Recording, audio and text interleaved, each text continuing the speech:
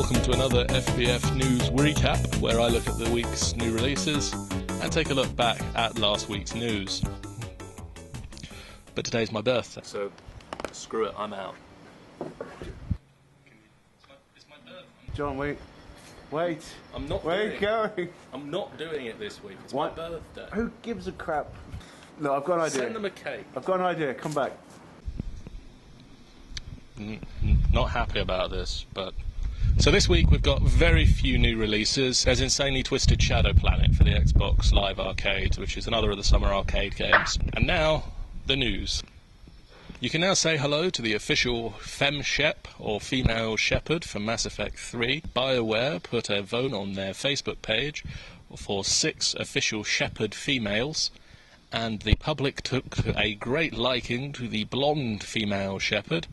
Announced last Monday via the official Mass Effect 3 news Twitter feed, blonde female Shepherd had a close to 15,000 vote lead when BioWare pulled the plug on the voting.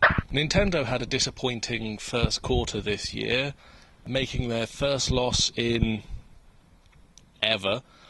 A lot of the blame has been laid both on disappointing 3DS sales and the Wii U development costs. Following the news, Nintendo have stated that they are going to have a massive price slash on the Nintendo 3DS.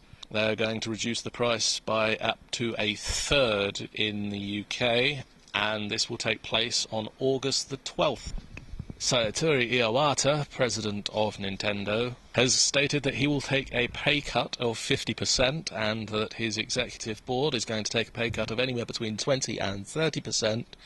As a way of making up some of this lost money. And now for some news that's not on our website.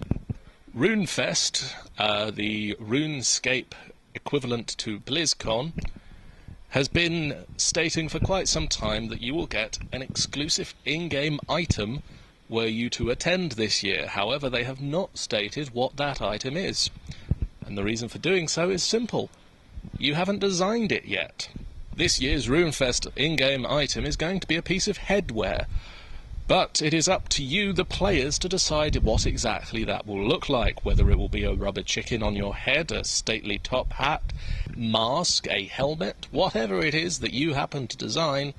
If it wins the competition, you don't need to be an accomplished artist to enter the competition. You could have a doodle, a sketch, a photograph of an actual piece of headwear you would like to see in the game, or simply a description, whatever the winning item is.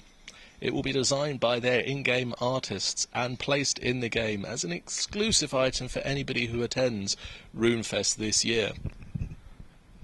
Should you decide to enter this competition, simply email competitions@jagex.com before midnight on August the 21st to be in with a chance of winning.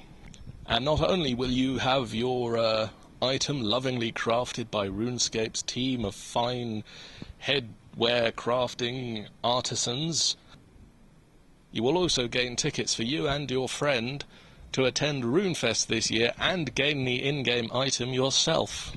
For more details on the competition, head over to the official Runefest website at the link down below. And finally, for this week's news, Ganondorf and Ganon are not going to be appearing in the upcoming Legend of Zelda game, Legend of Zelda Skyward Sword. Instead of the series' iconic giant villain, he is going to be replaced this time by the minor David Bowie-esque pale sorcerer lord Gahirum.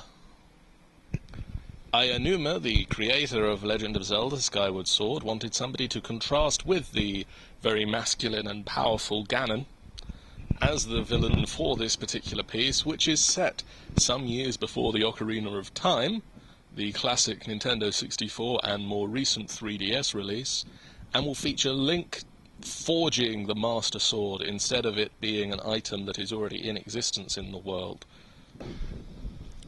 And that's this week's news. I'll see you again next week for another FBF News Recap.